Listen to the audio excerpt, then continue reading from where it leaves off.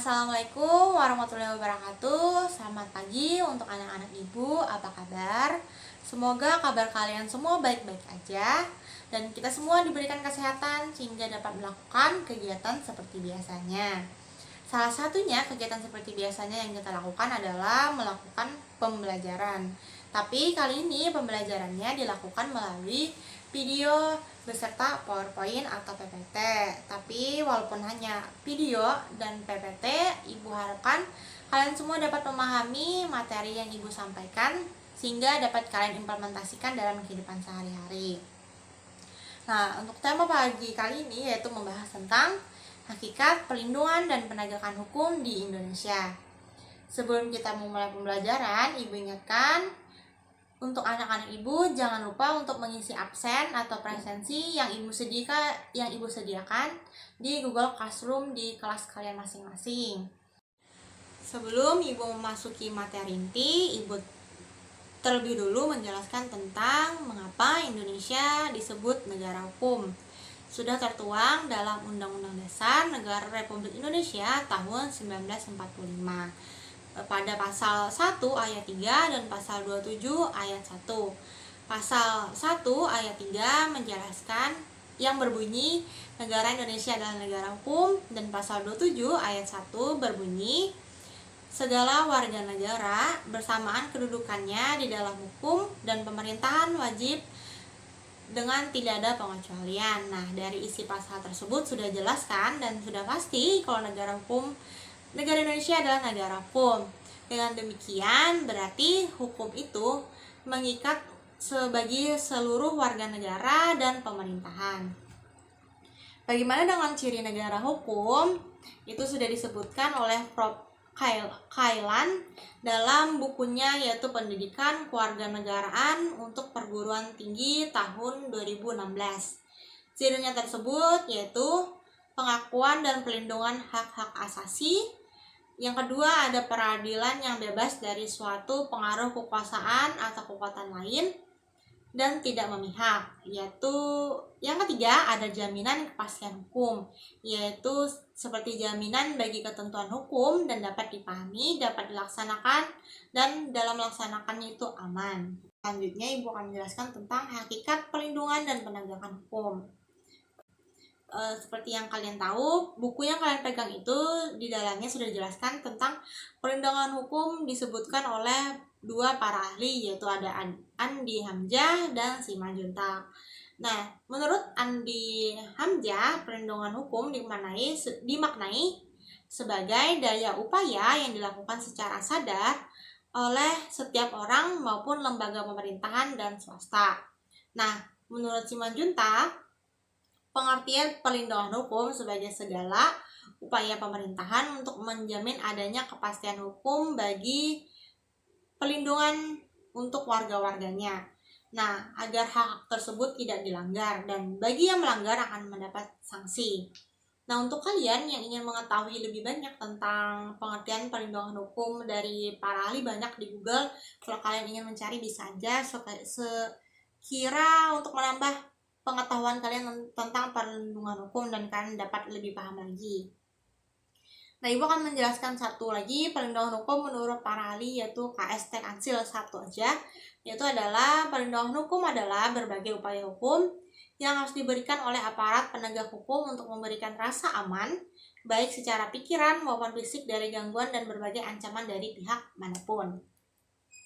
Dari ketiga para ahli yang Ibu sebutkan tadi, perlindungan hukum sama-sama memiliki tujuan yang baik, yaitu untuk melindungi hak-hak untuk warganya, dan juga jika ada yang melanggar sudah dapat sanksi, yang artinya semua peraturan yang dibuat oleh pemerintahan itu untuk warga negaranya, dan jika ada yang melanggar itu sudah ada sanksinya tersendiri. Nah, dari makna tersebut tidak lepas dari fungsi hukum itu sendiri, yaitu untuk melindungi kepentingan manusia. Selanjutnya, secara umum perlindungan, nah Ibu akan menjelaskan lagi perlindungan hukum secara umum. Kalau tadi sudah secara ahlinya, ini pengertian perlindungan hukum secara umum, yaitu ada suatu perlindungan yang dapat diberikan subjek hukum dalam bentuk perangkat hukum yang baik, yang bersifat preventif ataupun yang bersifat represif, baik yang tertulis maupun tidak tertulis. Dengan kata lain, pelindungan hukum sebagai satu gambaran dari fungsi hukum itu sendiri, yaitu konsep di mana hukum dapat memberikan suatu keadilan, ketertiban, kepastian, kemanfaatan, dan kedamaian. Secara umum, perlindungan hukum diberikan kepada subjek hukum ketika subjek hukum yang bersangkutan bersinggungan dengan peristiwa hukum.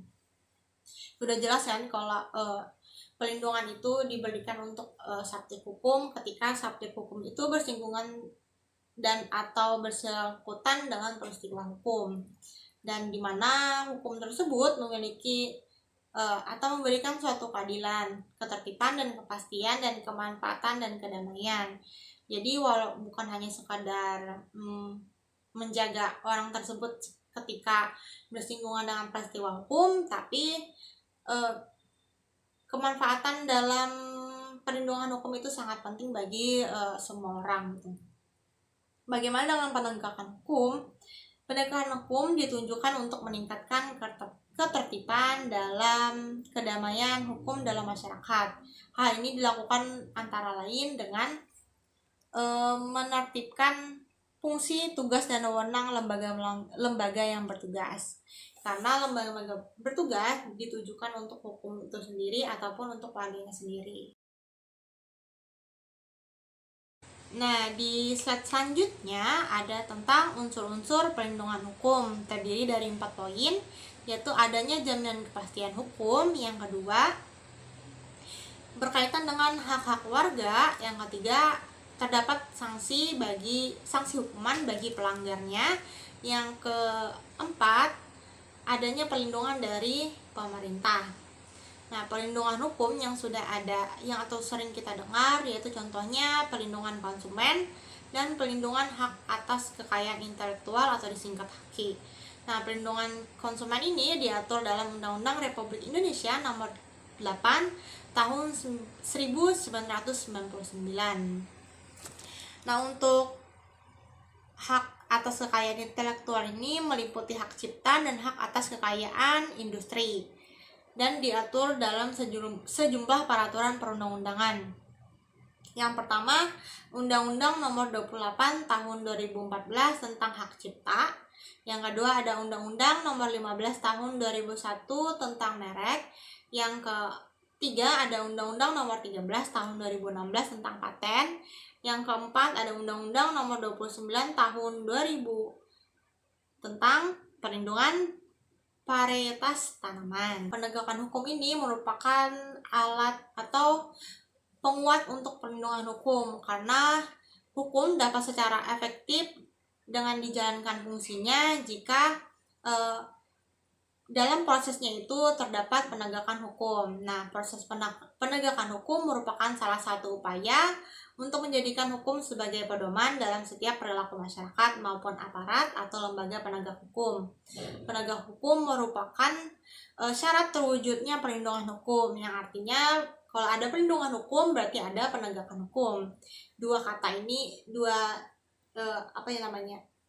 perlindungan dan penegakan hukum ini tidak dapat dipisahkan. Karena kalau mau perlindungan hukum dapat terjalan dengan baik sehingga prosesnya dapat efektif dirasakan oleh masyarakat, yaitu harus adanya penegakan hukum. Nah, sudah dikatakan di akhir tadi, yaitu penegakan hukum merupakan syarat terwujudnya perlindungan hukum. Jadi kalau mau sama-sama memiliki hasil yang baik, yaitu jika ada perlindungan pasti ada penegakan hukum. Bagaimana pentingnya perlindungan dan penegakan hukum? Kenapa jadi sangat penting? Karena dapat mewujudkan hal-hal berikut, yaitu adanya tegaknya supremasi hukum, tegaknya keadilan, dan yang ketiga adanya mewujudkan perdamaian. Yang pertama, tegaknya supremasi hukum, yang artinya secara sederhana dapat dikatakan bahwa supremasi hukum adalah pengakuan dan penghormatan terhadap superioritas hukum sebagai aturan main atau rule of the game dalam seluruh aktivitas kehidupan berbangsa, bernegara, pemerintahan, dan bermasyarakat yang dilakukan dengan jujur atau fair play.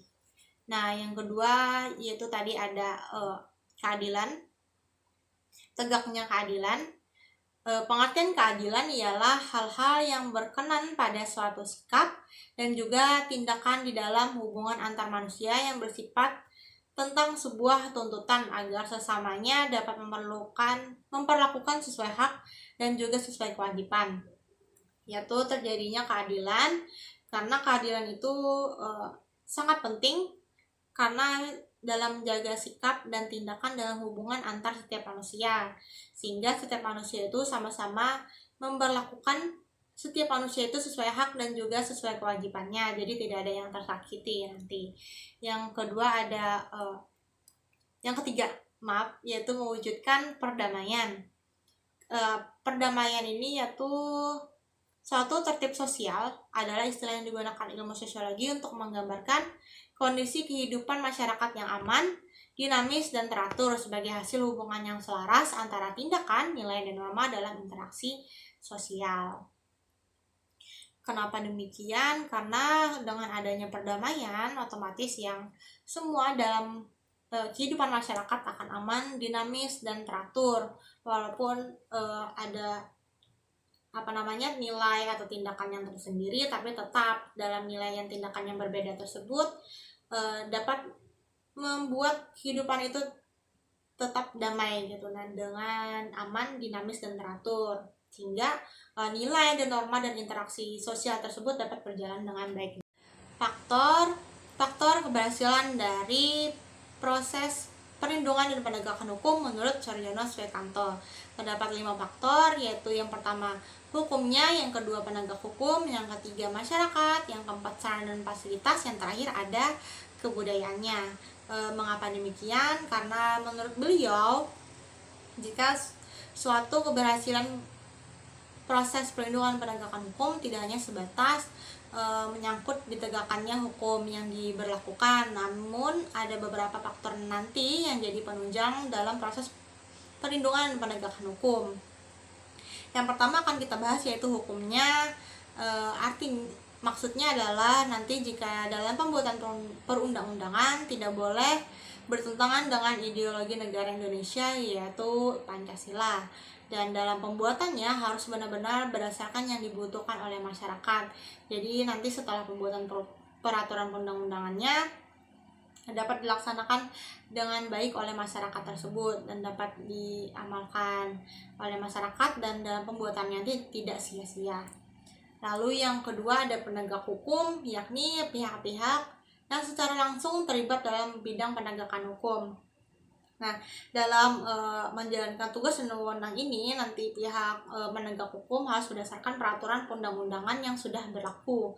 Lalu ada yang ketiga, ada masyarakat, maksudnya adalah masyarakat lingkungan di mana hukum tersebut berlaku atau diterapkan. Yang artinya nanti masyarakat harus tahu hukumnya, setelah tahu harus bisa menerapkan hukumnya tersebut. Yang keempat ada sarana dan fasilitas yang mendukung penegak hukum. Sarana dan fasilitas ini terdiri dari mencakup tenaga manusia yang terdidik dan terampil, organisasi yang baik, peralatan yang memadai, dan keuangan yang cukup, dan sebagainya. Yang terakhir ada kebudayaan, yakni sebagai hasil karya cipta dan rasa yang didasarkan pada karsa manusia di dalam pergaulan hidup. Dalam hal ini maksudnya adalah kebudayaan yang mencakup nilai-nilai yang mendasari hukum, dan sifatnya itu adalah konsepsi abstrak mengenai apa yang dianggap baik sehingga dianut, lalu yang tidak baik sehingga dihindari. Jadi maksudnya adalah hasil karya cipta dan rasa yang didasarkan pada karsa manusia di dalam pergaulan hidup. Jadi hukumnya ini adalah sesuatu yang sudah lama ada, dan dalam melaksanakan tersebut sudah pernah terjadi dalam pergaulan hidup.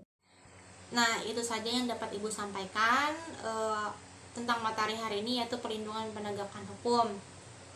Nanti jika kalian kurang paham sama materi hari ini bisa ditanyakan langsung di grup kelas, nanti insya Allah sebisa mungkin Ibu jawab. Nah, terus sekiranya kalian dapat memahami dengan baik materi hari ini, melalui tugas Ibu minta tolong kerjakan tugasnya dan membuat rangkuman 1 lembar minimal. Jadi kalau lebih juga boleh di Microsoft Word, nanti dikumpulnya di Google Classroom, nanti Ibu bikin roomnya. Terus Ibu minta tolong 1 kali lagi untuk mengerjakan 5 butir soal esai. Dikumpulnya di bawah kan ada rangkuman, nanti di bawahnya itu kalian kumpulkan, sama dikumpulnya sama Google Classroom juga. Waktu untuk mengerjakan kira-kira 1 minggu, jadi ketemu lagi sama Rabu depannya lagi. Nah, itu saja.